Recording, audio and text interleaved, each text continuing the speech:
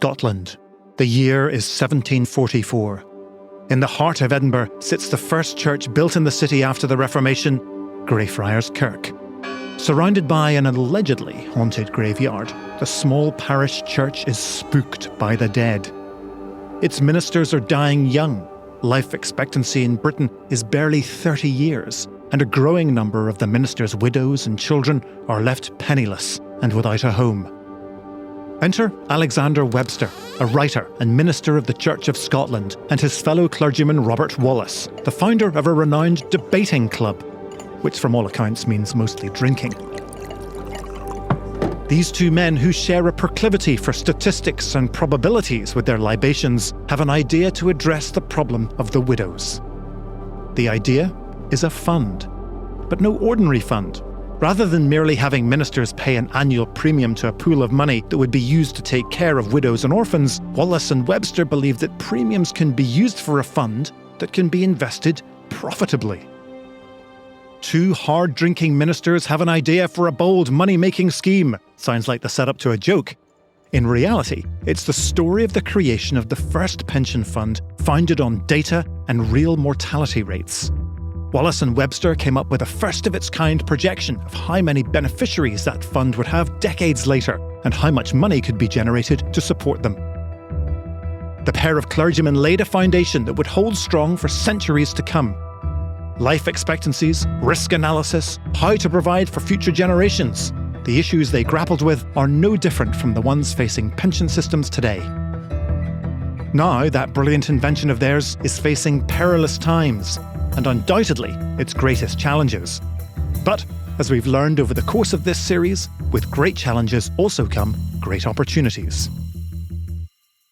To understand today's investment landscape, it's important to understand the history of how we got here.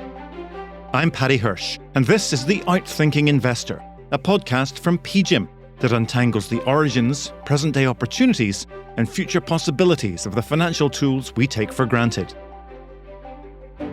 In this episode, with the help of PGIM's Howard Noel, author and journalist Roger Lowenstein, and Antonio Sanchez of the European Systemic Risk Board, I'll be telling the story of the evolution of pension schemes.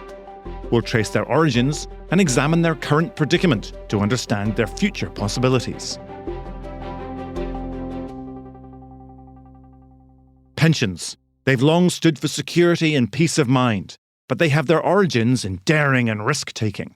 Today, pension fund assets, including defined contribution plans, total more than $50 trillion across the world. But a population that's living longer means ever-growing uncertainty for pension systems, public and private. We'll look at the pensions landscape through a global lens, drawing lessons from the US and the UK and Europe, investigating the issues facing the various defined benefit and defined contribution plans across countries, and what they can learn from each other.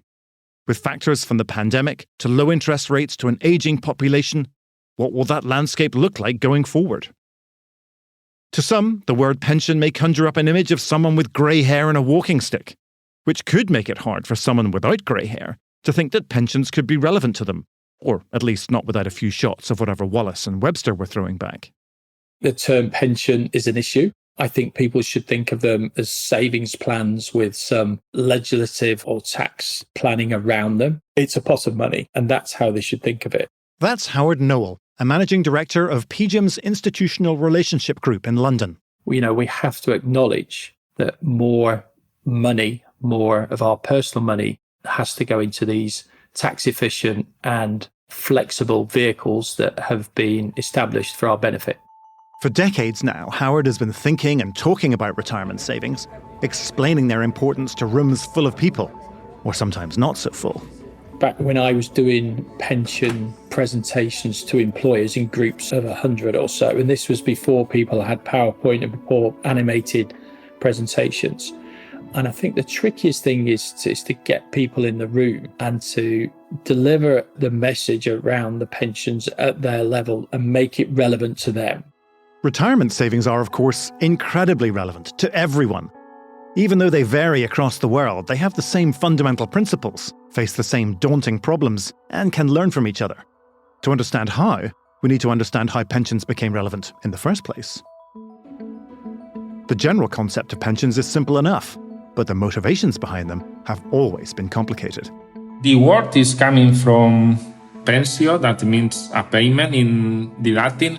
That's Antonio Sanchez, lead economist of the European Systemic Risk Board, which oversees the financial system of the European Union. And just to be clear, the views that Antonio expresses in this episode are entirely his own, not those of the ESRB. Antonio traces the origins of the concept of pensione back, very far back. It was a time of the empire, in the Roman times, that they were first used in the army. That's right, the Roman Empire.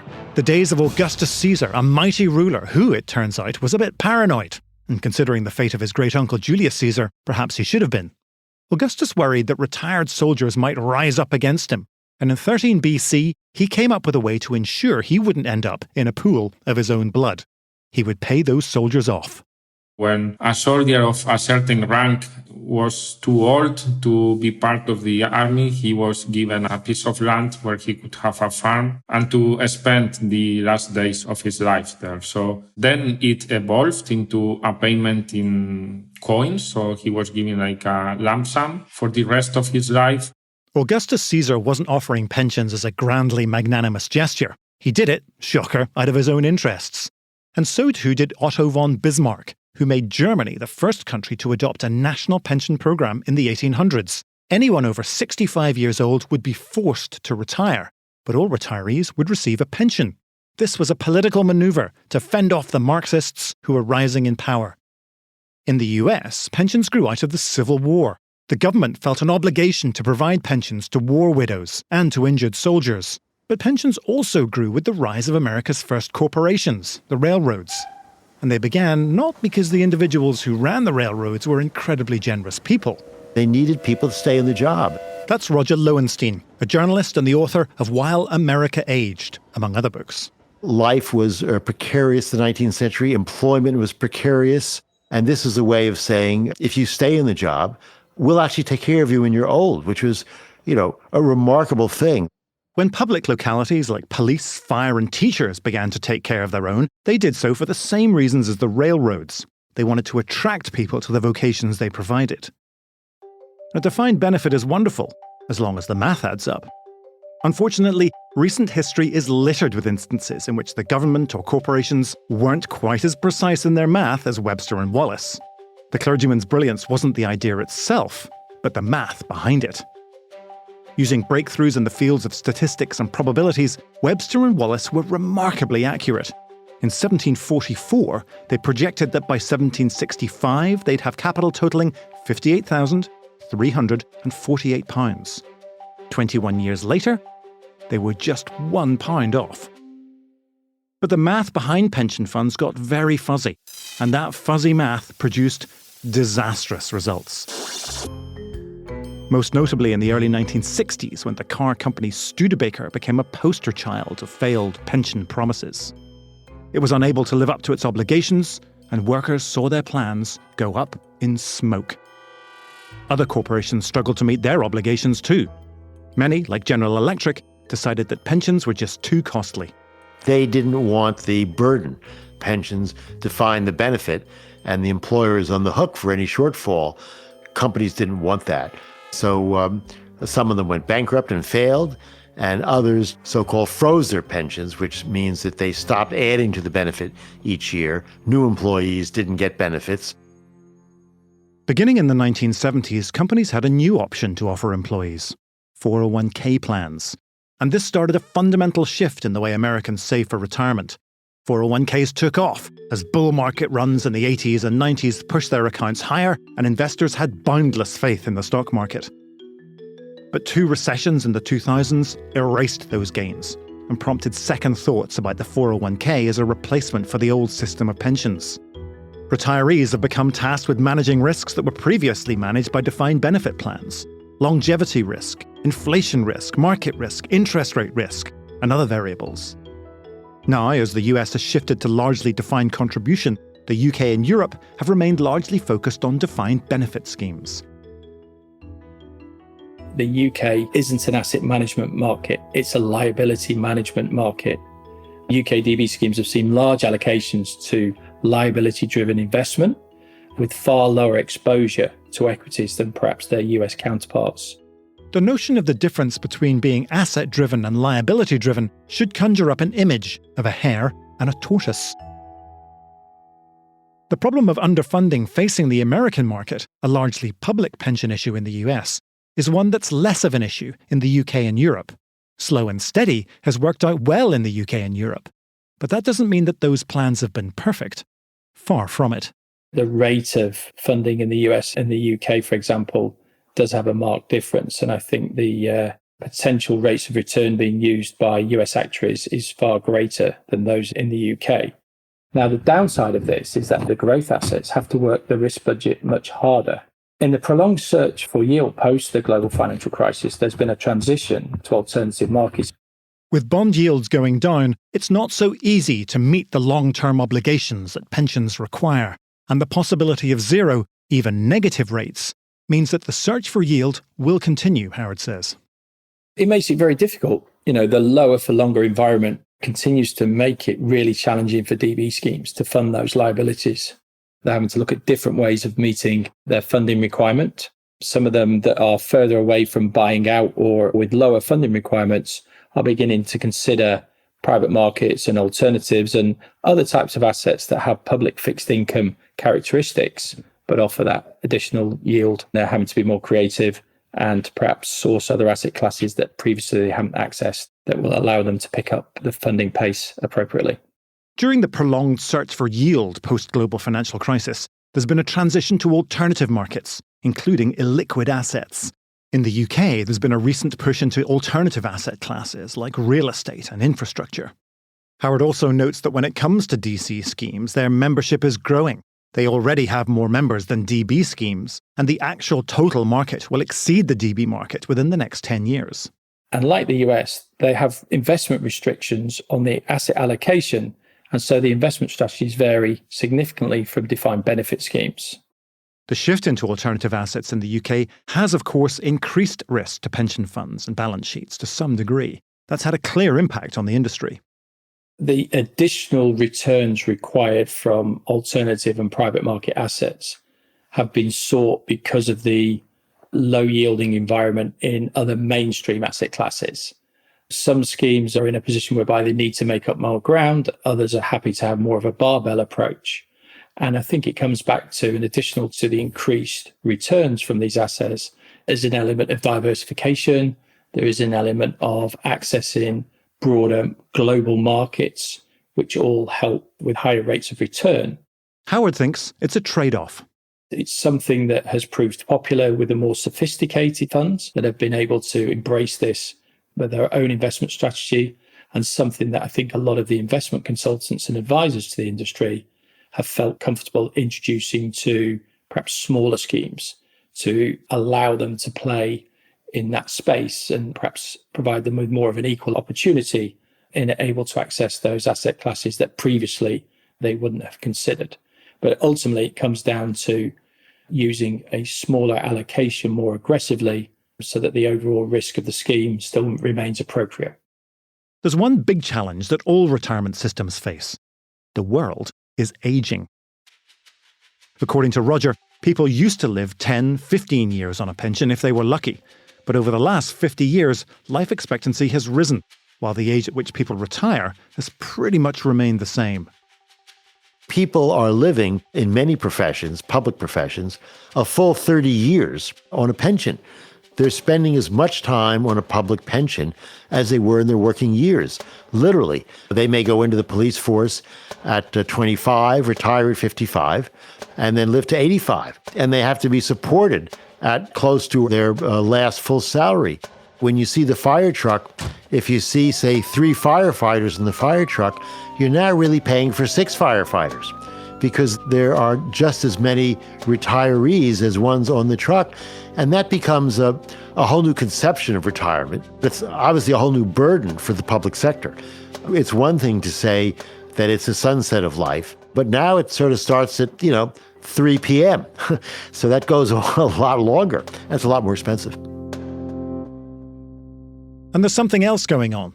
Birth rates are dropping too. Here's Antonio. They are getting very low. So we started with a pyramid where the younger were very broad. Now this is going to change. It's in the process to change. So this is one of the main vulnerabilities in the pension world right now, that the contributors to the pensions are getting smaller and the ones who are going to get a pension are growing. So what does this mean for the structure of retirement plans? I'd say simply it means they need more flexibility. There needs to be more phasing of retirement, both in terms of personal circumstances and of the plans themselves, acknowledging that you might have to use other assets, the use of tax-friendly instruments, and greater use of multi-employer frameworks and master trusts. And all of this, I think, will lead to greater financial education and awareness, which is something that is being addressed in the UK at the moment. And I think that will lead to a joint acceptance of responsibility and alignment between the state, employers, and individuals. When it comes to the current state of retirement systems, there's a lot of talk about the issues and problems facing them. It can be a lot of doom and gloom. But let's not forget, pensions do a lot of good and create some pretty interesting opportunities. I mean, think of all the good it did for the Scottish widows. One of the things that a pension does to the psychology of a citizen is it gives them a sense of security. And pensions can invigorate the economy too, because they change spending habits.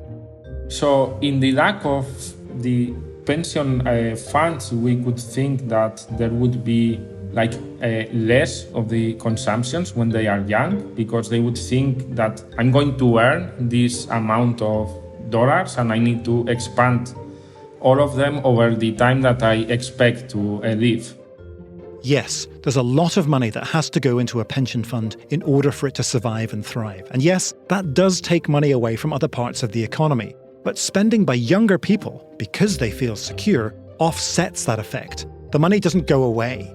And if you pay retirees money, they're going to spend it in the economy too. It's not like it just vanishes into thin air like a ghost at Greyfriars Kirk.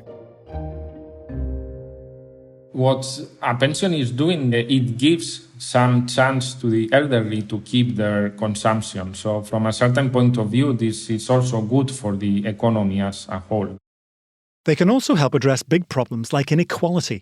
Inequality has been exacerbated in the US because of the shift to 401ks and individual retirement accounts. The United Kingdom took a step in trying to fix inequality in retirement systems in 2008. It now requires every employer to enrol staff in a workplace retirement account and contribute towards it. Workers are auto-enrolled. Even if you only employ one person. Currently, all UK employees over the age of 22 and earning more than £10,000 per annum have to be auto-enrolled by their employer. It is the classic nudge framework. Opting out is an option, but opt-out rates currently are about 10%. It provides a fair, transparent, and cost-effective framework for younger people to enter into the pension scheme at an appropriate age. And this allows all of their employers to provide a consistent framework and a consistent pension plan. The administration and the governance aspects is one less headache for them to consider, and it's kind of taken care for them. Having a sturdy framework is becoming important because the workforce is becoming increasingly transient. I mean, the idea of staying at a company for 10 years is now as old-fashioned as a Studebaker. To keep up with the times, Howard says countries can look at a place like Norway, whose pension funds are unusually forward-thinking in the way they invest. They have, for example, gone all in on ESG investing, which we covered in our last episode. The one area where they were massively different and at the forefront of developments is in the field of ESG and sustainability and climate change. And that's something that is probably the first thing they consider when they're looking at the investment landscape. One Norwegian fund recently announced that it was divesting from 27 companies, including big gas and oil companies, as part of its commitment to combating climate change. And changes to regulations have allowed them to invest more in private and alternative assets. They have set up industry-related schemes or large industry employer schemes with lots of affiliations that use centralised governance, centralised administration, and large, sophisticated, experienced internal investment teams, which at the end of the day are bringing costs down, providing much more efficient administration and regulation, and delivering, on the whole, excellent investment returns. Other countries could learn from Norway, beginning with their approach to ESG. From a UK point of view, it must be incorporated in both DB and DC schemes. This means that allocations to new strategies, whether it be green equities or low carbon passive funds, green bonds, or new sub-asset classes like affordable housing, are becoming much more relevant and flavours of the day. Pension scheme investors and investment consultants are now increasingly asking if existing funds will be classified under the new Sustainable Finance Disclosure Regulations, which is something PGIM as a manager has to consider and implement. Roger says we're still waiting to see how exactly a global pandemic has affected things. We'll know how COVID affected public pension plans better in the coming months as we see year-end numbers. But I would say better or not as badly as feared. In the beginning, I think there was a fear that there was going to be mass bankruptcies at the public sector. We obviously haven't had that. But COVID's broad impact is becoming clear. It's changing not just the way we work, but also how we approach work. Already, we're seeing more and more people not only working remotely, but changing jobs entirely. And that has huge implications for retirement savings. I don't see momentum to restart the private pension system, given that employees in the private sector jump around so much. So the government, more and more, I think, will become the social guarantor. Roger believes that pensions will have to move in the direction that healthcare has moved with the Affordable Care Act, the beginning of a government guarantee. And a world in which employees don't stay at the same employer for long periods of time, certainly for their whole career, there's really no reason to center healthcare or pensions in a private employer. So I think we're moving more and more towards the government, state, local, and federal. The same onus is on the government to keep them well funded. The government, Roger says, should have a hand in this, whether it be the federal government, keeping social security strong, or local and state governments, doing a better job of putting away assets. The federal government should start to make it expensive for the many, many public funds that are not in trouble now. Should make it expensive for them to fall into trouble, should put pressure on them to keep honest books and to keep their pensions funded, because ultimately the federal government is going to wind up holding the bag. The challenges facing global pension funds and pension funds in the UK are also considerable, but addressable. In the UK over the next 10 years, it will emerge that a large proportion of retirees will not have sufficient pension provision. I think the industry is going to need to be more innovative for funds that are appropriate to the decumulation phase, and that's the decumulation phase of DC pension plans, to allow members to receive pensions while still being invested in appropriate levels of risk. I think there will be a continued focus on plan costs and greater transparency, as well as more financial education, which is a key initiative in the UK at the moment, to ensure greater take-up and alignment of outcomes in respect of pensions longer term. Looking ahead to the future of retirement systems globally and in the UK, Howard sees a larger shift to DC. And with that shift must come a change of thinking, more flexibility, innovation, and awareness. I think it's a combination of trust in the system, trust in the frameworks that do exist, but we all need to take more personal responsibility.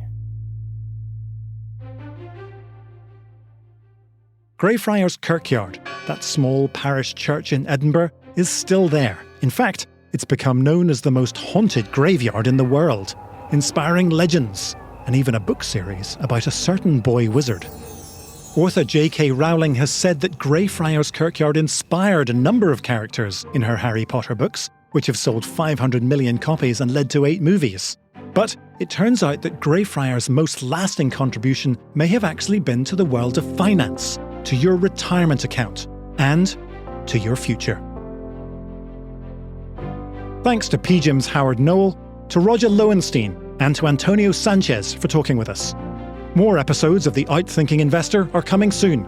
Next, we'll be diving into the topic of sovereign wealth funds. You may associate those with oil-rich Middle Eastern countries, but what if I told you the largest SWF was actually a little north of the Persian Gulf, in Norway? The Outthinking Investor is a podcast from PGIM and Bloomberg Media Studios. Follow, subscribe, and if you like what you hear, go ahead and give us a review.